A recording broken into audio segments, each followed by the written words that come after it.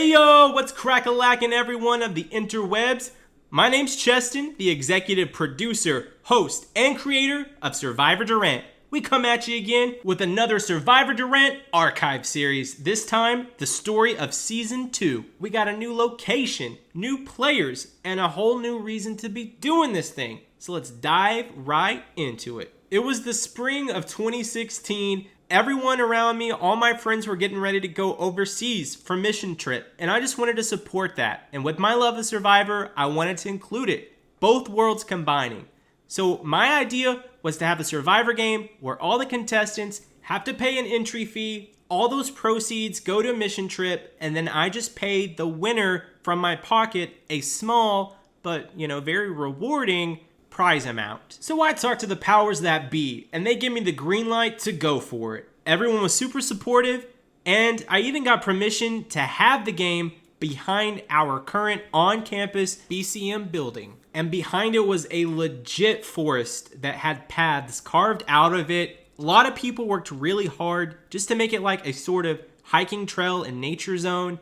And this was the perfect place to have Survivor in the middle of the city. Word got around about Survivor 1 pretty quickly, and everyone spoke very highly of it. They recommended it to a lot of people, and finding new players was not difficult, females included. So I just do what I do best, and I hype the heck out of this thing. I get all the players, put them on a Facebook page, and tell them that there's an advantage in the city, just like Season 1. I send the first clue on Monday, the last on Friday, and then on Saturday, it's game time. And I gotta tell you, it was a mad scramble to find this thing, especially as the week progressed and more clues came out, and it began to get easier and easier, narrowing it down where this thing was. Well, the advantage was hidden on the front lawn of campus, underneath a brick of a specific bench, and it was not far at all from where our next Survivor game would be played. The advantage was found by a new player, a woman named Lena, and she earned 1/2 of a super immunity idol. She was also given instructions on how to claim the other half. More on that in a minute. This season included 4 returning players from Survivor Durant's first game. The first was Bobby, and he was very proud of himself of how he performed the first go-around, making it to the final 4. He wanted to continue to do what he did best, find an ally and stick close to them. He didn't want to play dirty, he didn't think it was necessary. Unfortunately for him, the first go-around, Cole didn't reciprocate that. Bobby was just out there looking for someone he could call his number 1 and maybe win a few comps along the way. The next returning player is Briar, the second boot of the first game. And going out there again, he had a lot to prove of himself. He wanted redemption. Dylan had tarnished his name, called him a liar, a snake, that he's untruthful. Really, Briar is not any of those things, but it's Survivor, and perception is reality. Can Briar get redemption and redeem his reputation? Well, that would normally be easier if the third returning player wasn't Dylan. Dylan was a bit distraught, kind of fuming. He gave credit where credit was due, congratulated Cole, but he just knew if he got to the end of the game the first go around, he would have won. And going into this game, Dylan's strategy and mentality hadn't changed. It was snap necks, cash checks, drive it all the way to the end, and if someone gets in the way, run them over. And once again, Dylan was out for that advantage in the city. He was looking continuously, but somebody beat him to it.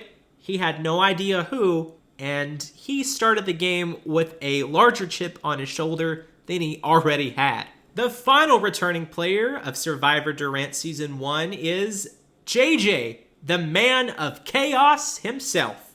And yeah, if you ask JJ, he'll tell you, chaos is a strategy. With only 6 months passing in between the first and second Survivor games, there was a lot of bad blood still on the forefront of these returning players' minds.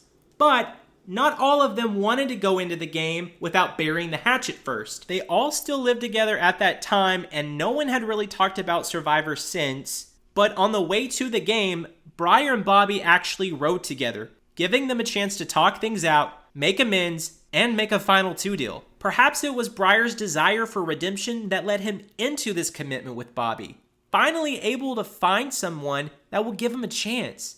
And maybe it was Bobby's desire to have a number one that would actually have his best interest at heart. And Bobby's not dumb. Bobby knows the reputation going around about Briar and that Briar doesn't have a lot of options. Alas, it was game day and everybody was ready to go. Well, almost. Not quite. I had like 4 people drop out the day of. What? And this will be a trend for every single Survivor game in Durant going forward. Stress on me. However, a miracle came in the form of Amanda. She was the reason I was doing this thing. Her and a group of people were going overseas for a mission trip. I wanted to make sure she was at Survivor to receive the proceeds as well as play, but Amanda doesn't show up alone. At the time, Amanda was also in charge of the foreign exchange students on campus, and she shows up with 4 extra people to play Survivor. They don't know what they're in for, but we got 14, let's do it. Now, I'm aware that these people have just paid a ransom to get to play, and they're going to be voted out quickly. So, the name of the game is Redemption Island, the twist working just like the TV show. After you're voted out, you'll be sent to a secluded area. After so many people are there, you'll have to battle it out. The loser will be sent home permanently, and eventually the winner of the last Redemption Island competition will earn their way back into the game. The game began with players running into the forest looking for brown paper bags. Inside was a randomized bandana. Of course, we kept it blue and red after the fun we had with the first game, as well as a couple ping pong balls. Each ping pong ball had a different letter on it, and the first tribe to spell out the correct word would win immunity. Now, this was interesting because I didn't have the tribes planned out. I wanted it to be randomized. But I guess I was such a noob of a host, I didn't clarify what you could and couldn't do in this competition. So Dylan does what Dylan does best, and he goes out and he twists it to his advantage. He finds like 3 paper bags, all with the same color, and he hands it to a couple of players that he wanted to work with. He then finds a 4th bag with a blue bandana in it and just launches that beast to the other side of the country, making it impossible for the blue tribe to win immunity. Unfortunately for Dylan and the red tribe, I found out about it, so I reversed the decision, forcing them to attend the first tribal council of season 2 as punishment. This is a PSA to never cheat, boys and girls. Now, as players were running down the slope into the forest to collect their brown paper bags, Lena had to run up a hill to collect the twin to her advantage in the city, the super idol. And that's what she does, like a boss. No one even seen her go up the opposite way from everyone. Everyone was so busy doing what they were doing, focusing on the competition. So Lena gets the other half of the super idol no problem. Even though Lena had to run in the opposite direction to complete her advantage, she still was not the last person to return with a bag. After the challenge, both tribes got to go to their respective camps, explore, and strategize. Each camp also had a hidden immunity idol that was hidden at some sort of landmark, respectively. Whether it was a funky looking tree or a bridge, that's where you'd find the idol, not too difficult at all. Now, the conditions of the forest. It was pitch black. I had them all bring their own personal flashlights. I did provide some as well, just in case someone's broke, so it's no problem for the exchange students. It was rough in it, y'all. Very thick woods out there. We even play a couple more games in the future at this location. This forest is known as Mirkwood. Now, on the red tribe, we have the returning Dylan, and the 2 people that he made sure were in red also, Minnie T and Lauren. We also have Lauren's boyfriend, Jace, at the time. They done ski now. Lena is on the red tribe as well. We also have the returning JJ on the red tribe, and foreign exchange student boy, because I didn't get his name. While on the blue tribe, we have the returning Bobby and Briar, so that's interesting. A guy named Anthony. Amanda is on this tribe, and so is an army of exchange students. A man named Clinton, and foreign exchange student girl and foreign exchange student boy number 2, aka the foreign exchange student couple. I didn't get their names either. On the red tribe, there was a ton of scrambling going on, not just to decide who was going to be voted out first, but to find the hidden immunity idol, the thing that Dylan wants the most. So he had his minions, Minnie T and Lauren, follow everyone so no one else could find the idol. Meanwhile, Dylan and Lena were looking for it, and Lena had actually found it. She also confessed to Dylan that she had another idol. So Dylan knows that she has two idols. She didn't tell him that the other one was a super idol. This changes Dylan's perspective on Lena completely, going from a close ally to now a rival. And going forward, Dylan would then plot Lena's downfall. On the first vote, Dylan really wanted to flex his power and seize control of his loyalists, Minnie T and Lauren. He knew that they still had some options with Lena on his side, as well as Lauren's boyfriend. So for the first vote, he really pushes for Jace to go home, and that's what happens, cementing Minnie T and Lauren to Dylan's side. Lena is incredibly smart, and she probably notices it, but she's also incredibly loyal. So she ignores this and just keeps following Dylan and the crew. Meanwhile, on the Blue Tribe, everyone is working together as a unit to find the hidden immunity idol. It is found by Bobby, and he claims that the idol is for the entire tribe. The next immunity challenge is a simple game of piggyback cradle bunk bed. I'll call out a position, and you must find a partner on your tribe and get into that formation. The winning tribe was the Blue Tribe, sending Red back to Tribal Council. At this point, Dylan did start to work on Minnie T and Lauren to flip on Lena, but Lauren wasn't having it. She wanted to have another female on her side, and as a result, it was a majority vote to get out foreign exchange student Boy. Well, JJ is now on the outs of the Red Tribe, and it's extremely obvious that if they were to lose, he's gone.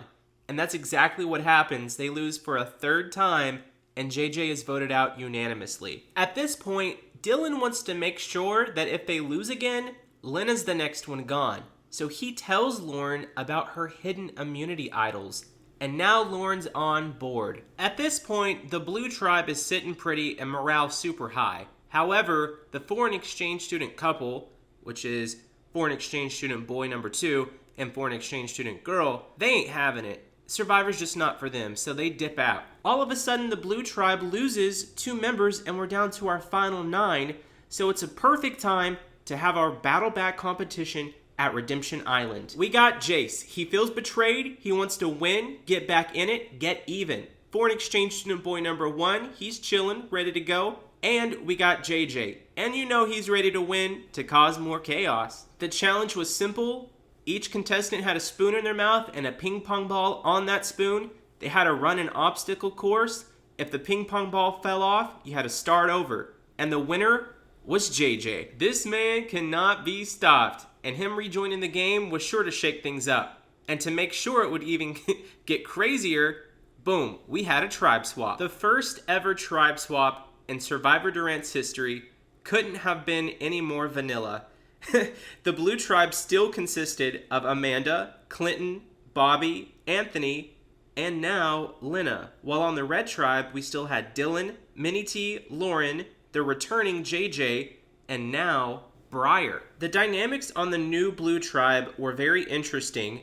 From the outside looking in, it would appear that the original Blue would stick together, that they are a cohesive unit. However, Amanda approaches Lena and wants to have a female empowerment alliance. And Lena's all for it. She believes Amanda wholeheartedly, and Amanda said that she can scoop up Bobby, the 3 of them will have the majority, and they're good to go on that Blue Tribe. Now on the new Red Tribe, Dylan and Briar are together again, and this has to be a nightmare for Briar.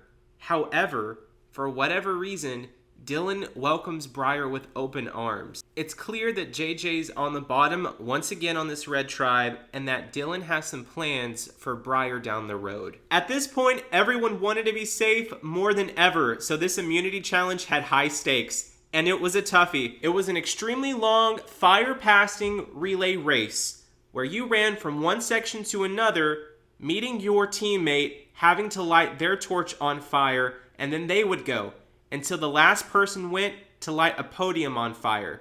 And the winning team was the Red Team. This gave Briar the chance to really get his roots into this new Red Tribe. While on the Blue Tribe, Amanda and Bobby approached Lena and told her that they lost because of Anthony and that it was his time to go. Truthfully, there was a lot to be desired with Anthony's performance in this challenge.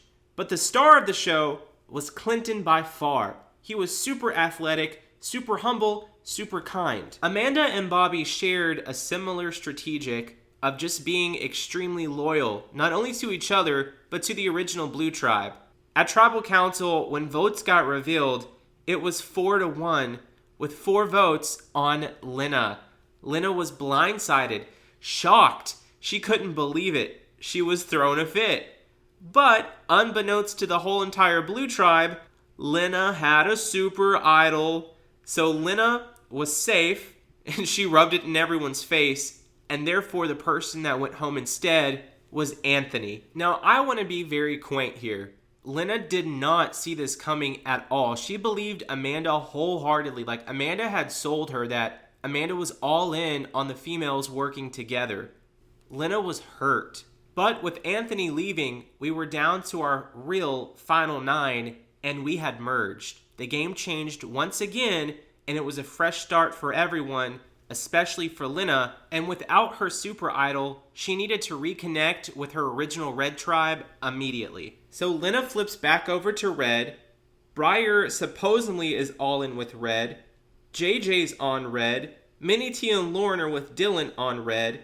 So now it's 6 versus 3 in this merge. Once the merge happened, I opened up the forest completely so that anyone could go anywhere. And I opened up a section that no one could previously go to where another hidden immunity idol was. And Dylan found it very quickly. So now we have Dylan with an idol, Lena with an idol, and Bobby with an idol. Bobby is claiming that the idol is for him, Clinton, and Amanda as well. The first individual immunity challenge was a Survivor Classic, the touchy subject superlative game. Nobody was thrown under the bus like Robbie was last year, but there was some heat towards Minnie T for being Dylan's lackey. At the end of it, the crazy and chaotic JJ pulls out an immunity win. And then he also pulls out a surprise and says that he's going to be loyal to the Red Tribe going forward. The former Blue Tribe of Bobby, Clinton, and Amanda do not do much to incorporate themselves into this new merged tribe. But because of Bobby, he does have a sort of secret agent in Briar. They connect, and Briar tells him not to worry. He has something in the works. Lena is super relieved to be reunited with her former Red Tribe. She even welcomes Briar into her plans, tells them the dynamics of the Blue Tribe, how she believes Bobby and Amanda are both just ruling the roost, and she sets a plan in place to get Amanda out. When the votes were revealed, it was 1 vote for Amanda from Lena, and 3 votes for Dylan from Clinton, Bobby, and Amanda. And there were 5 votes for Lena, making Lena the first member of the jury. Dylan and Briar sort of came together and put a plan in place to get rid of the only known hidden immunity idol in the game, and that was Lena's. Lena was once again blindsided by her alliance. At this point, Lena was very distraught. She had been betrayed by everybody in the game, and she needed some time. Immunity was on the line again. In the final 8, we had a tournament-style challenge where you had to knock over your opponent's statue and make it hit the ground before yours did. The winner of that challenge was Clinton, prevailing over everyone else very easily. Dylan, Minnie T, Lauren, Briar, and JJ decided who would go next, and they chose Bobby. Now that didn't sit well at all with Briar, because Briar made that final 2 deal with Bobby. And unbeknownst to anyone, Briar found a hidden advantage way back when everyone was drawing for their swap buffs. Inside one of the brand new swap tribe buffs was an advantage that Briar alone got. And it was an exemption pass. Basically, Survivor's version of an advantage without power. I invented it way back in 2016. So maybe I should sue for copyright infringement. I don't know. Now, unlike the TV show's advantage without power, this exemption pass could be played on yourself or anyone else. The person that you use it on would leave tribal immediately before voting begins. They would not get to cast a vote, but they're guaranteed to advance to the next round. So as the final 8 are sitting at Tribal Council and I'm questioning them, Briar stands up and immediately immunes Bobby from the round, forcing him to leave Tribal Council. The Red Tribe starts to scramble, and they're like, okay, we can just vote for Amanda. Amanda stands up and shows that she has a hidden immunity idol given to her by Bobby. Now the Red Tribe's panicking even more. If only Amanda had known to play the idol after all the votes had been cast, this would have been a blindside. Amanda does play her idol, negating one of the votes. However, there are 2 votes for Dylan and 4 votes for JJ, making him the second member of the jury. Now, after the vote, we're left with 3 original blue members, Bobby, Amanda, and Clinton, and 3 original red members, Dylan, Minnie T, and Lauren. And Briar's right in the middle. After Clinton wins the final 7 immunity challenge, Dylan sticks to his guns and wants to target Bobby again. Briar says that he's in, but hasn't made up his mind yet. Because Amanda played an idol at the last Tribal Council, I re-hit it, and Dylan found it, now in possession of 2. Dylan can also tell that Briar hasn't made up his mind, so he tries to strong-arm him by showing that he has 2 idols. Briar sees that this is the point of no return. Whichever way he votes will decide the outcome of the entire game. And Dylan is playing it safe. He knows that if he gets through this Tribal Council, he can play an idol at the final 6, play his other idol at the final 5, and have a guaranteed spot in the final 4. Historically, final 7s are always the most important in Survivor games, and this is no exception. When the votes were revealed, it was 3-3. 3 votes for Bobby and 3 votes for Dylan, leaving Briar to make the ultimate decision. And Briar's vote went to Dylan, blindsiding him out of the game with 2 idols in his pocket. Dylan was fuming, probably because he knew better. As he left, he was saying, Briar, you're a snake. You can't be trusted. I knew it the whole time. I don't know why I ever gave you another chance. There goes Briar's redemption. However, Briar was still loyal to his original final 2 with Bobby, so he kept that alive. And on the jury, Lena was having a party. She was like, Dylan, this is exactly what you deserve. You get what you give. Going forward, I did re-hide a hidden immunity idol, but no one found it. So there will be no more idol action in this game. The final 6 immunity challenge was a nasty eating challenge, where you had to finish your food before your opponent. And I even let the contestants pick their opponents. Minnie T stood up and immediately challenged Briar, wanting revenge. They had to eat sauerkraut, and Minnie T destroys it. Briar takes one whiff and he's like, I'm not doing this. Then we had Amanda facing off against Lauren, having to eat a jalapeno. Amanda prevails. The final dish was sardines covered in mustard, Bobby versus Clinton, and Bobby wins. The final round was Bobby, Amanda, and Minnie T, having to face off in a combination of all 3 past foods. The winner was Bobby, getting a guaranteed spot in the final 5. Now, Minnie T and Lauren were giving Briar the cold shoulder. After Briar had blindsided their leader Dylan, they wanted nothing to do with him. Briar tried to talk some sense into them, saying that if he goes, they're going to be the next 2 because they'll lose the numbers. They just would not listen to him. So Briar goes to Bobby, saying, Bobby, can you get me on the inside of your group? So Bobby does his best. He talks to Amanda and Clinton, and it would appear that their 3-way alliance now became a 4-way alliance. But Minnie T and Lauren approached Amanda and Clinton, pitching to get rid of Briar. And when the votes fell, it was 4 votes against Briar and 2 votes against Minnie T. Bobby kind of gets blindsided, but he's reassured by Amanda and Clinton that it was nothing personal. They wanted to lock in a final 3. And from here, anyone can see what's going to happen. Bobby wins individual immunity, and Minnie T's the next to go in the final 5. After that, Amanda wins immunity, and Lauren's voted out. I will say that Lauren pitched very hard to stay in the game, and she had a very convincing argument to Amanda. However, Amanda just was not willing to break the alliance. And there you have it. A 6-3 underdog come from behind. The final 3 is the original Blue Tribe. But we're not done yet. We still have one more individual immunity to give out. The final challenge was a very exhausting challenge. They had to hold a giant bucket of water out in front of them for as long as possible while keeping their arms straight. The winner of this final challenge was Bobby. Now at this point, Bobby was torn in half because he felt extremely loyal to both Clinton and Amanda. But one thing was for sure, everyone loved Clinton. He was extremely kind, humble, worked his butt off the entire night, and Bobby knew that if Clinton got in the finals, it was over. So Bobby did what he had to do and made Clinton the final member of the jury. And from the outside looking in, Clinton would have definitely won against anybody. During their final pitch to the jury, Bobby and Amanda's case was very similar, both touching on how loyalty was what prevailed. They both also got accolades for their challenge wins, as well as their play with the hidden immunity idol. Ultimately, it came down to how each jury member felt individually about Amanda and Bobby, and it was a very close vote, 4-3. Amanda received winning votes from her female peers, Lena and Lauren, as well as a winning vote from Clinton. Perhaps Bobby voting out Clinton in the final three made Clinton give Amanda the vote to win, while Bobby received winning votes from Dylan, Minnie T, and Briar. It's obvious that Briar's going to give his vote to Bobby, but why did Dylan?